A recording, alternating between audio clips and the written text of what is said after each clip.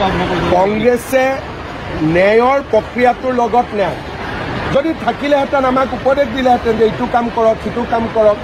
আৰু এনেকৈ আগবাঢ়ক কোনেওতো আমাক পৰামৰ্শ একো দিয়া নাই আজি তেওঁলোকে যদি সঁচাকৈয়ে জুবিনক ভাল পালেহেঁতেন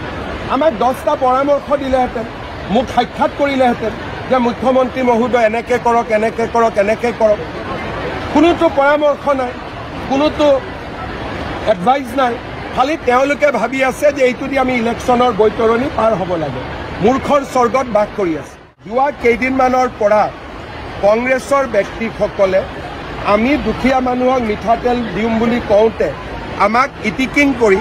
ছ'চিয়েল মাধ্যমত কথা কৈ আছে ৰাতিপুৱা মই ৰিচাৰ্চ কৰিছিলোঁ যে ইংলেণ্ডত কি খায় তেতিয়া মই গম পালোঁ যে ইংলেণ্ডত ছানফ্লাৱাৰ তেল খায় গৌৰৱ গগৈ 2টা ল'ৰা ছোৱালী ইংলেণ্ডত থাকে ব্ৰিটিছ হয় গতিকে মিঠাতেলৰ ভেলু তেওঁ বুজিব নোৱাৰে ছানফ্লাৱাৰ তেল বুলি ক'লে তেওঁ হয়তো বুজিলেহেঁতেন গতিকে কংগ্ৰেছৰ মানুহে এতিয়া ইংৰাজ শাসনক পৰাজিত কৰা পাৰ্টিটোৱে এতিয়া ইংৰাজী শাসনৰ তলতহে যাব আৰম্ভ কৰিছে যিটো এটা